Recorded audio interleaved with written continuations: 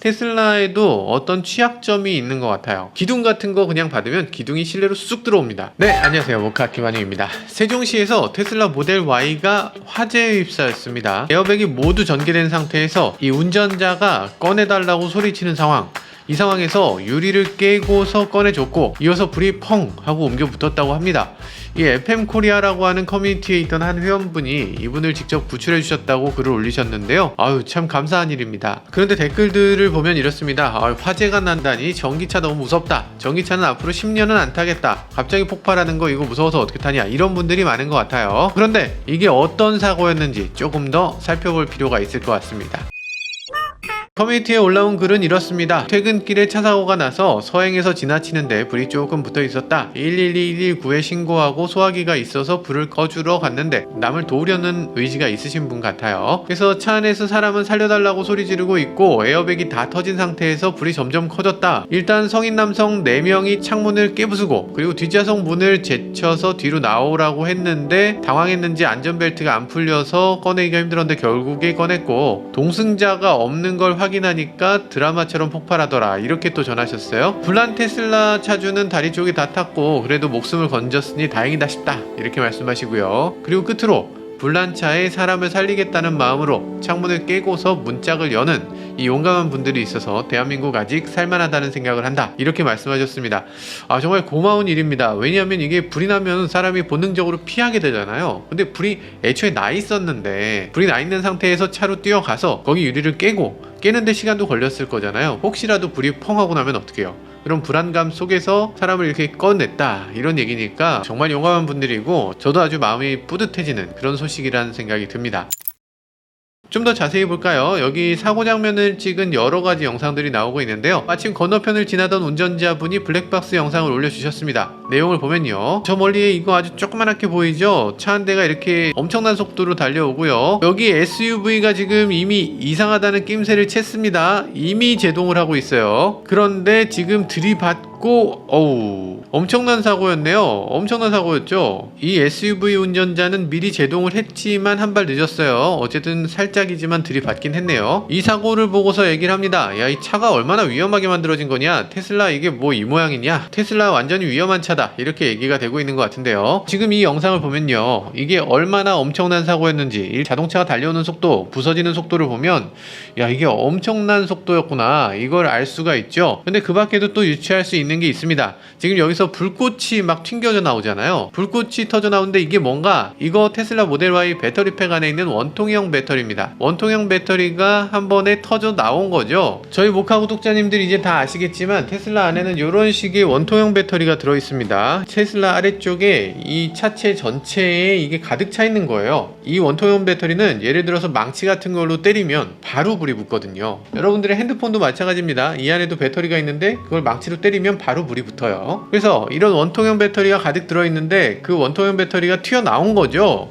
그럼 이 배터리는 어디 들어있나? 차체 한 가운데 있습니다. 이걸 한번 보세요. 이 테슬라 앞부분 보시면 뭐 범퍼 있죠, 보닛 있죠, 그 아래쪽에 서브 프레임 있죠, 서스펜션 있습니다. 그리고 전기차 관련 부품들도 있죠. 그리고 뒤에 파이어월도 있어요. 이 전부를 다 뚫고 들어와서 그 다음에 있는 이 배터리 팩을 때렸다는 거죠. 이 사고난 차량 흔적을 보면요, 이렇게 깨진 걸 볼 수 있는데요. 야, 이게 이렇게까지 손상이 됐다고? 그러고 나서 차체 가운데 있는 배터리 팩이 있는데 이 배터리 팩도 강철로 만들어진 팩이거든요. 이 팩을 뚫고 들어가서 거기 있는 배터리가 튀어나올 정도였다. 이런 얘기니까 정말 엄청난 속도로 들이받은 게 아닌가 하는 생각이 듭니다. 장소를 보면요, 여기는 세종시에 있는 행정 삼거리라는 곳입니다. 로드뷰로 보면은 여기 원래는 여기 중앙분리대가 있어요. 그리고 그 앞에 보면 완충 장치가 쭉 마련되어 있습니다. 제대로 된 거죠. 중앙분리대를 그냥 들이받으면 바로 사망사고입니다. 중앙분리대 들이받은 사고를 한번 검색해 보시면 중앙분리대 들이받고 사망, 들이받고 사상 뭐 이런 식의, 보통 이제 중앙분리대를 들이받는 사고는 사망으로 바로 이어져요. 그렇기 때문에 그 앞에 여기 완충 장치를 이렇게 만들어 놨죠. 예전에는 이렇게 완충 장치를 놓기보다는 이렇게 중앙분리대 끝을 이렇게 바닥 쪽으로 내려놓는 경우가 있었죠. 이렇게 바닥 쪽으로 내려서 중앙분리대가 이렇게 땅에서부터 올라오는 것처럼 해놓으면 그러면 이 중앙분리대 빔이 실내로 들어오는 일은 막을 수 있지 않겠냐 해서 이렇게 기울어지게 만드는 경우가 많았는데, 그렇게 했더니 어지간한 사고에 차가 뒤집혀 버리는 경우가 생겨서 요즘은 이렇게 완충장치를 붙이는 형태로 바뀌고 있습니다. 자, 그럼 사고 영상을 다시 한번 보면요, 사고 장면에 이렇게 불길이 이렇게 타고 있군요. 이렇게 타는 상태에서 촬영하신 또 다른 분이 있고요. 이 사고 영상을 다시 보시면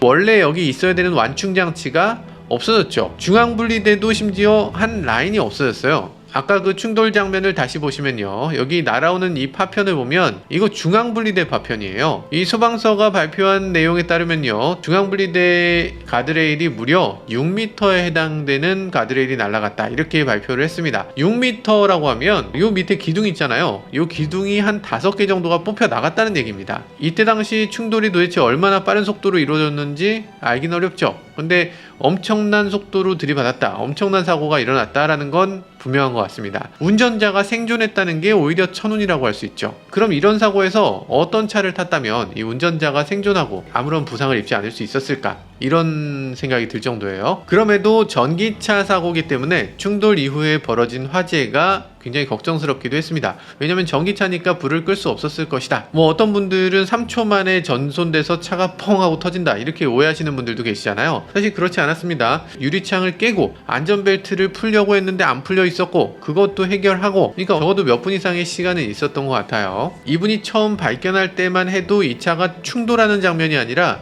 이 차가 충돌하고 나서 불이 붙은 상태에서 다가간 거잖아요. 그러니까 그 상황이 정말 어디 언론에서 보도되는 것처럼 3초 만에 800도로 불이 붙었다, 이건 아닌 것 같아요. 어쨌든 불이 붙었던 게 사실이고, 전기차 화재는 불이 꺼지지 않는 게 굉장히 어려운 특성이죠. 그래서 당연히 불을 끄기 어렵겠구나 했는데 다행히 사고 난 후 1시간 18분 만에 진화를 완료했다고 합니다. 대단합니다. 이 세종소방에서 이렇게 불을 껐다고 하는데요, 차를 외딴 곳으로 조금 옮겼어요. 옮기고 주변에 차수벽을 세웠죠. 그리고 거기에 물을 채우는 방식으로 이렇게 화재 진압을 했다고 합니다. 정말 소방관분들 훌륭하십니다. 이제 전기차 화재에 대해서도 어느 정도 노하우가 생겼고, 이 정도로 해결을 할 수 있는 소방관들은 전 세계에 몇 없지 않을까, 이런 생각이 들기도 하네요. 어쨌든 지금 배터리팩 전체가 모두 다 타버리는 게 아니라 빠르게 화재 진압을 하는 덕에 앞부분이 타고 뒷부분은 어느 정도 타지 않게 소화를 잘 시킬 수 있었던 거겠죠. 사실 원통형 배터리라는 건 이렇게 일부분에 불이 붙고 일부분은 불이 붙지 않는 경우도 꽤 있을 수 있는 게 아닌가 싶어요. 자, 소방서 측의 발표에 따르면요, 재산 피해는 8,800만 원 정도 났다고 합니다. 마주오던 SUV도 파손이 일어났고 이 차도 전손됐으니까 그 정도의 피해 규모를 산정한 것 같고요. 가드레일이 6m 정도 파손됐다고 하는데 요거에 대해서는 아마 이 수리비용, 재산 피해로 잡지 않은 것 같습니다. 가드레일 6m면 사실 상당한 비용일 것 같아요. 자, 그리고 30대 테슬라 운전자, 이 운전자는 발목 골절을 입었고요. 양쪽 다리에 2도 정도의 화상을 입고 병원으로 이송됐다고 합니다. 운전자가 어떻게 운전을 해서 이런 사고가 벌어졌는지 그 부분은 아직 밝혀지지 않았어요. 그렇지만 그럼에도 인명사고나 정말 심각한 상황까지는 가지 않았다, 이 부분은 참 정말 천만다행이다 라고 할 수 있겠습니다. 자, 그럼 테슬라는 이번 화재 사고를 그래도 운전자를 안전하게 보호했다 이렇게 칭찬을 들어야 되는 건가? 자, 그렇게 보기에는 조금 부족함도 있는 것 같습니다. 테슬라에도 어떤 취약점이 있는 것 같아요. 짧게 말씀드리면요, 이 각국의 충돌 테스트를 한번 보죠. 충돌 테스트를 보면요, 테슬라는 전 세계의 충돌 테스트에서 지나치게 좋은 평가를 받습니다. 이런 테스트, 예를 들면 이거 전복 테스트를 하는데 전복이 되질 않아. 전복이 안 돼서 테스트를 못한 경우가 있죠. 측면 충돌을 하는데 측면 충돌에서 예를 들어서 가장 좋다고 했던 볼보가 이 정도예요. 이 정도 찌그러졌는데 테슬라는 지금 비교가 안 될 정도로 안 찌그러지는 거죠. 지나치게 안전하다. 기존까지의 자동차 충돌 테스트 평가 시스템이 테슬라에선 작동이 안 된다. 테슬라를 평가할 수 있는 평가 시스템에 한계가 있다. 이런 얘기도 나오는데요. 일단 그런 것들은 환영입니다. 정말 안전한 차 맞죠. 근데 문제는, 이 테슬라의 문제는 이 차 앞부분에 아무것도 없다는 데 있어요. 이게 우리가 프렁크가 있다고 해서 굉장히 좋다 이렇게 말하는데, 물론 프렁크 있는 거는 좋죠. 근데 보통의 대부분 자동차는 앞부분에 엔진이 있잖아요. 그 엔진이 어느 정도 무게를 확보하기 때문에 사물하고 충돌하면 그 사물을 조금 부서뜨리면서라도 차체를 어느 정도 보존해 줄 수 있죠. 근데 테슬라는 앞부분에 아무것도 없잖아요. 그러니까 가운데 기둥을 들이받는 경우, 이런 아주 독특한 사고에서는 이 안전을 확보하기가 조금 어렵죠.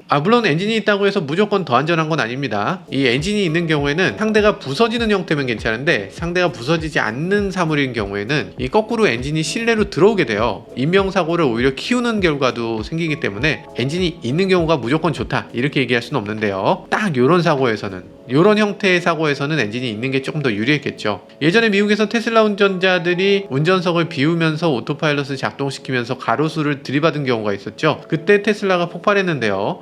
그때도 배터리팩이 손상되면서 원통형 셀에 불이 붙고 튀어나오는 걸 볼 수 있었어요. 그래서 테슬라가 이렇게 가로수나 폴 형태의 물건 이런 걸 들이받는 경우에 조금 취약한 게 아닌가 그런 생각이 들기도 합니다. 일단 엔진룸에 아무것도 없는 게 왜 문제가 되나, 요거를 조금 더 봐야 될 텐데요. 저희가 BIW를 한번 보여드릴게요. BIW라고 하면요, 바디 인 화이트의 약자인데 차체에 이 외판을 붙이지 않은 상태의 차체 프레임을 말하는 거예요. 이 프라이머를 칠한 상태에서는 이렇게 흰색으로 나오게 되니까, 도장을 안 하면 그 차체가 흰색이니까 이걸 바디 인 화이트라고 합니다. 그래서 자동차에서는 이 부분이 가장 중요한 거예요. 왜냐하면 차체의 외판, 여러분들이 볼 때 차체가 미끈하네 이렇게 얘기하는 그 철판은 그냥 껍데기입니다. 뭐랄까 은박지 같은 걸 씌워 놓은 거라고 보시면 돼요. 그러니까 안전에는 아무런 영향을 끼치지 못하는 그런 아주 얇은 철판이고요. 그냥 디자인적으로 붙여놓는 껍데기. 뭐 차 밀어야 되는 상황이 있으면 밀어보면 이렇게 쑥쑥 들어가잖아요. 껍데기가 아무런 힘을 못 받는 거죠.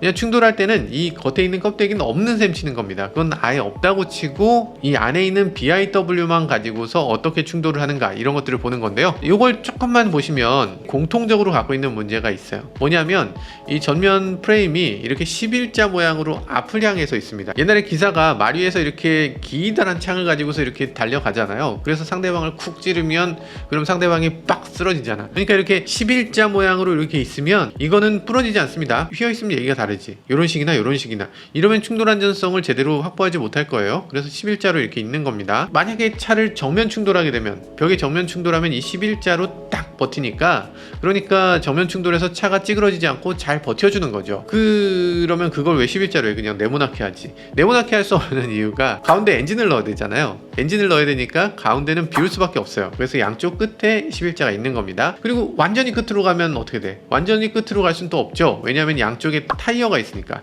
타이어가 양쪽으로 이렇게 꺾여야 되니까 이게 어중간한 위치에 있습니다. 어중간한 위치에 이렇게 11자가 있는데, 문제는 만약에 이게 벽에 정면 충돌하는 경우면 괜찮은데 그게 아니고 기둥에 받으면, 아니면 모서리를 받으면, 11자의 안쪽을 받거나 이 11자의 바깥쪽을 받으면 어떻게 되나? 그러면 아무 저항 없이 실내로 쑥 들어오게 되는 거죠. 기둥 같은 거 그냥 받으면 기둥이 실내로 쑥 들어옵니다. 예전에는 확실히 그랬어요. 근데 그 문제가 생기니까 여기에 범퍼빔이라는 걸 붙이게 됐습니다. 이거 붙이기 시작한 지 얼마 안 됐어요. 한 10년 전만 해도 이 범퍼빔 이 부분이 그냥 약한 물건이었습니다. 발로 차면 그냥 쑥 찌그러지는 그런 물건을 앞에 붙여줬었어요. 그냥 범퍼만 대롱대롱 달 수 있는 정도. 근데 최근 들어서는 그게 완전히 달라졌죠. 어마어마하게 강력합니다. 이 범퍼빔을 롤포밍이라고 하는 방식으로 만드는데 차에서 가장 강력한 강성을 가진 철제, 그게 바로 이 범퍼빔입니다. 이걸 왜 이렇게 만들기 시작했냐면, 미국 IIHS에서 충돌 테스트할 때 이거 정면 충돌만 하다 보니까 가운데나 가장자리 들이받으면 그냥 쑥 들어와 버리네, 안전성에 엄청나게 위해가 되네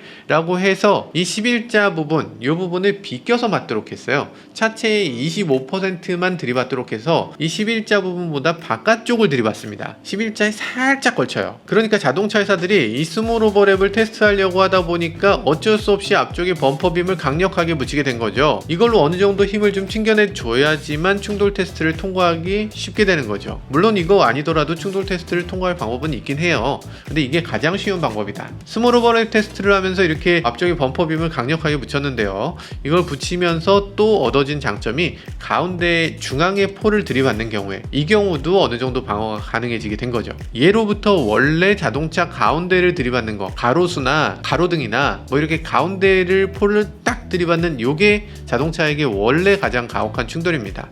어느 정도 아셨죠?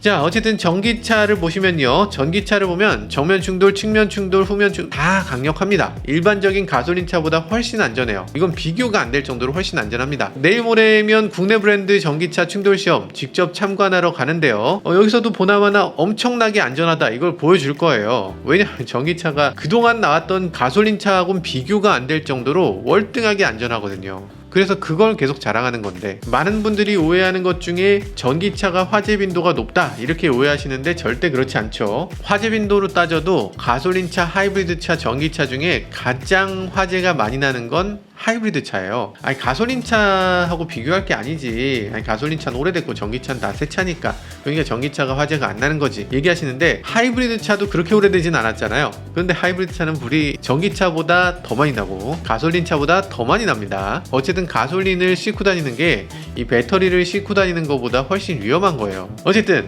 이번 충돌 테스트 당연히 엄청난 안전도를 보여주시겠죠. 그런데 그런 테스트만 해서 괜찮은가 그런 생각이 듭니다. 폴에 들이받는 형태로 테스트 아무도 안 하잖아요. 그리고 연석이 낮은 연석에 들이받는 테스트 요것도 아무도 안 합니다. 지금 아이오닉5도 화재가 여러 건 있었는데 아이오닉5의 화재들은 대부분 낮은 연석을 들이받는 형태로 불이 났어요. 테슬라는 또 이렇게 폴을 들이받는 형태로 불이 많이 났고요. 이런 식으로 전기차 시대가 되면서는 기존의 가솔린차 충돌 테스트하고는 좀 다르게 안전에 대해서 바라보는 시각도 완전히 바뀌어야 되고요. 이 충돌 테스트 방법도 개선돼야 될 거라고 생각됩니다. 지금까지 저는 모카 김한용이었습니다. 감사합니다.